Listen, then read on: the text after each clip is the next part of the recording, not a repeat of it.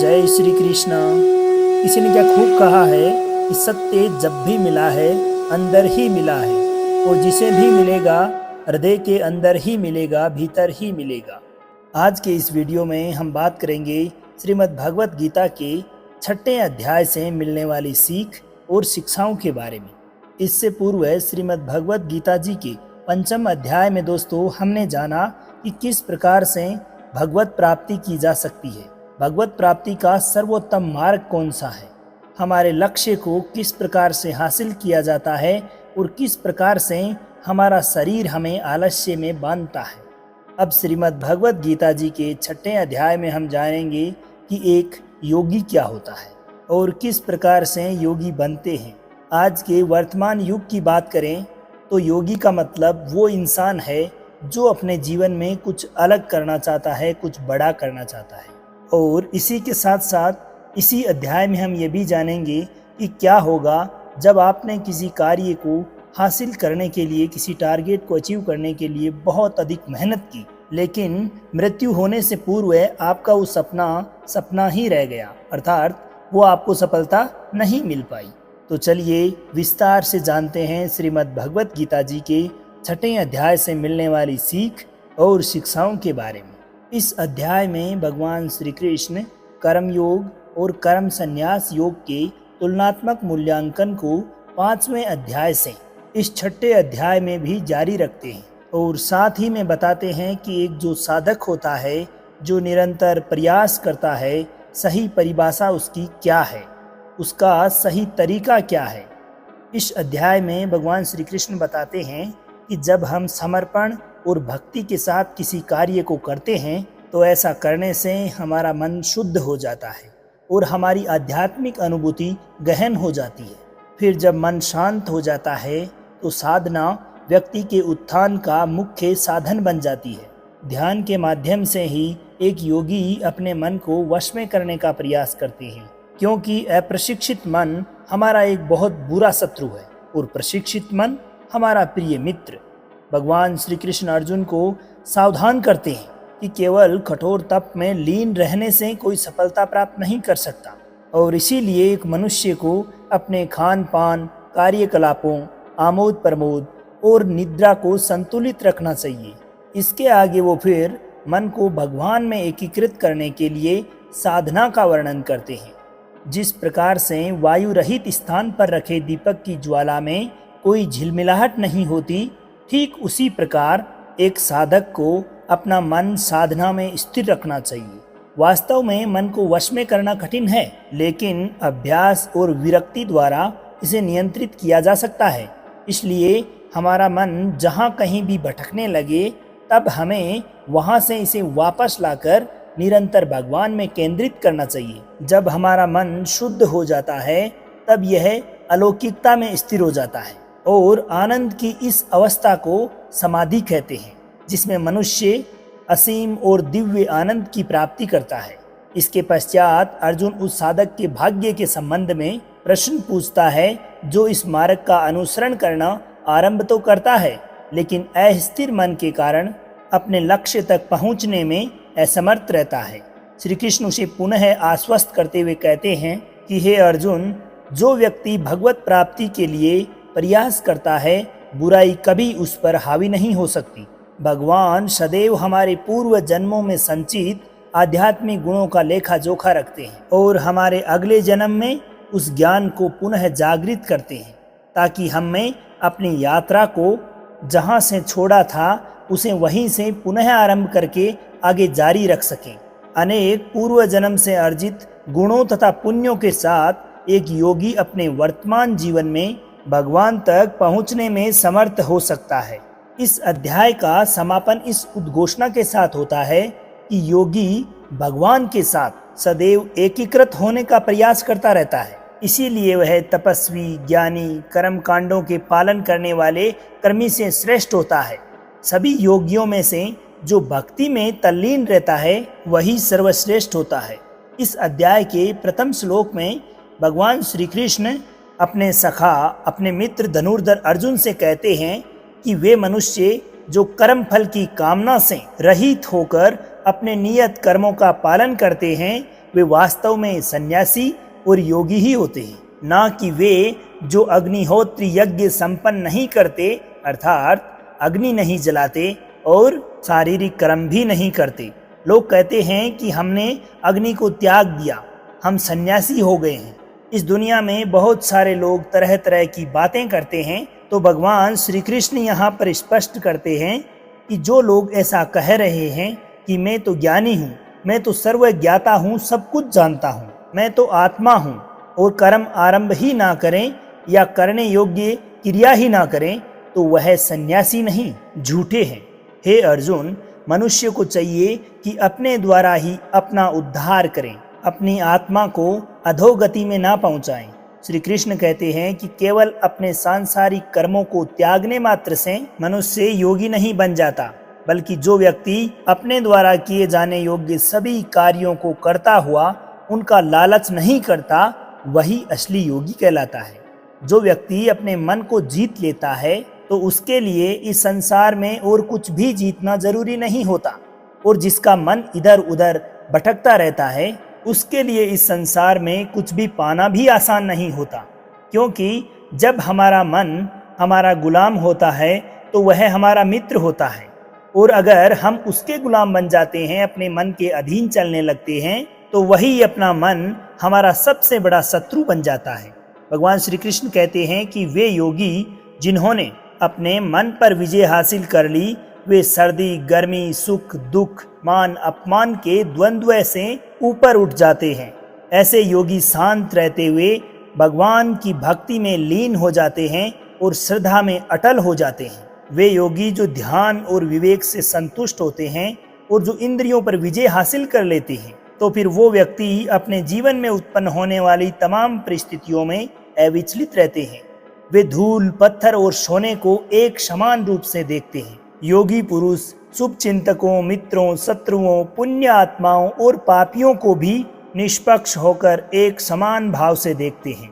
इस प्रकार जो योगी मित्र शत्रु सभी को समदृष्टि से देखता है और शत्रुओं एवं सगे संबंधियों के प्रति तटस्थ रहते हैं तथा पुण्य आत्माओं और पापियों के बीच निष्पक्ष रहते हैं, वे मनुष्यों के मध्य विशिष्ट माने जाते हैं। अर्थात जो व्यक्ति इस संसार के किसी भी विचार, वासना या वस्तु से मोहित नहीं होता, और जो मित्र, दुश्मन, महात्मा, पापी, जीव जंतु आदि के प्रति समान दया भाव रखता है, वही योगी की असली निशानी होती है।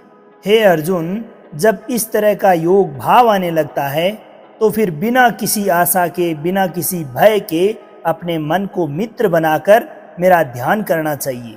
आगे भगवान श्री कृष्ण कहते हैं कि हे अर्जुन, जो लोग बहुत अधिक भोजन ग्रहण करते हैं या फिर अल्प भोजन ग्रहण करते हैं, बहुत अधिक या कम नींद लेते हैं, वे योग में सफल नहीं हो सकते। परंतु जो अपने आहार और आमोद प्रमोद को संयमित रखते हैं, कर्म को संतुलित रखते हैं और अपनी निद्रा पर नियंत्रण रखते हैं, वे योग का अभ्यास कर अपने दुखों को कम कर सकते हैं। अर्थात ऐसा योगी नींद और भोजन भी उतनी ही करता है जितना कि उसे आवश्यकता हो। ऐसा योगी ठीक उसी तरह से अपने वचन पर स्थिर रहता है जैसे पूरी तरह रुकी हुई हवा में दीपक की लो रहती है। जब जब भी उसका मन भटके तब तब उसको उस इच्छा को वश में करके फिर से मन को स्थिर करना होता है। और ऐसा करते हुए एक योगी जब अपने संपूर्ण ज्ञान की अवस्था में आ जाता है तो फिर उसके जीवन में उत्पन्न बड़े से बड़ा दुख भी उसको उसके स्थान से नीचे नहीं गिरा सकता।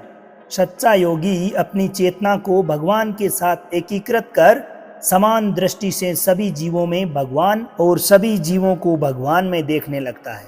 वो व्यक्ति जो मुझे सर्वत्र और प्रत्येक वस्तु में देखते हैं, ना तो मैं उनके लिए कभी अदृश्य होता हूँ और ना ही वे मेरे लिए कभी अदृश्य होते हैं। तो अर्जुन कहता है कि हे मधुसूदन, आपने जिस योग पद्धति का वर्णन किया है वह मेरे लिए अव्यवहारिक और अप्राप्य है, क्योंकि मन चंचल है।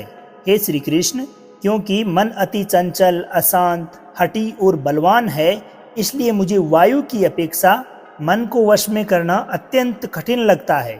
भगवान श्री कृष्ण ने कहा, हे महाबाहु कुंती पुत्र, तुमने जो कुछ भी कहा वो सब सत्य है। मन को नियंत्रित करना वास्तविक में ही कठिन है, लेकिन यह भी जान लो कि बार बार योगाभ्यास और आत्मविश्वास से असंभव को भी संभव बनाया जा सकता है। इस पर अर्जुन ने कहा कि हे श्री कृष्ण, योग में असफल उस योगी का भाग्य क्या होता है जो श्रद्धा के साथ इस पथ पर चलना तो प्रारंभ करता है, परंतु जो अस्थिर मन के कारण भरपूर प्रयत्न नहीं करता, इस जीवन में योग के लक्ष्य तक पहुंचने में असमर्थ रहता है। अर्थात अर्जुन पूछते हैं कि हे श्री कृष्ण, अगर कोई योगी इस तरह से ध्यान केंद्रित करके योग करे, लेकिन अगर अंतिम समय में किसी कारणवश उसका मन भागने लगे, अस्थिर हो जाए, तो क्या उसकी शून्य हो जाएगी? तो परमेश्वर श्री कृष्ण ने कहा कि हे प्रथापुत्र, आध्यात्मिक पथ का अनुसरण करने वाले योगी का ना तो इस लोक में और ना ही परलोक में विनाश होता है।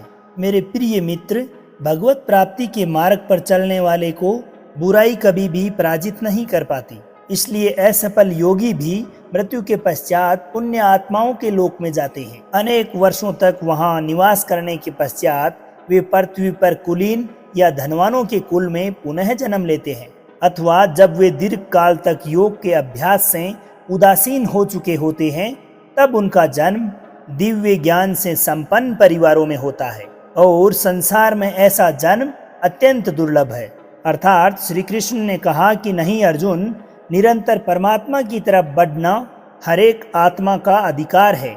यदि किसी कारणवश वह योगी आत्मयोग की राह से विचलित हो भी जाता है, तो भी उस योगी को पुण्य पुरुषों के लोक में कई वर्ष सुख और आनंद मिलता है, और वहां पर वह ध्यान भ्रष्ट योगी भी सुखमय समय बिताकर फिर से किसी पुण्य आत्मा के परिवार में जन्म लेता है। और इस तरह से उस आत्मा की यात्रा वहीं से शुरू हो जाती है जहां पर उसने पिछले जन्म में समाप्त की थी, और इस प्रकार से उसे एक नया रूप, नया जीवन परमात्मा से मिलने के प्रयत्न के लिए फिर से मिल जाता है।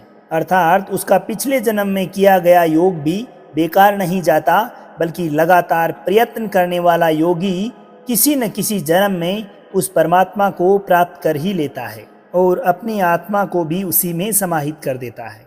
इसलिए एक योगी तपस्वी से, ज्ञानी से और सकाम कर्मी से भी श्रेष्ठ होता है। अतः हे अर्जुन, तुम सभी प्रकार के योगी बनो। सभी योगियों में से जिनका मन सदैव मुझ में तल्लीन रहता है और जो अगाध श्रद्धा से मेरी भक्ति में लीन रहते हैं, उन्हीं को मैं सर्वश्रेष्ठ मानता हूँ। दोस्तों, श्रीमद् भगवत गीता के इस अध्याय से यही सीखने को मिलता है कि हर वह इंसान जिसकी आंखों में कुछ बड़ा करने का सपना होता है, उसको अर्जुन की तरह ही एक योगी बनना चाहिए।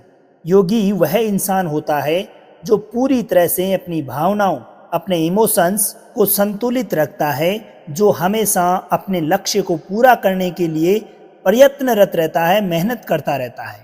लेकिन दोस्तों, जिंदगी का किसी को पता नहीं होता।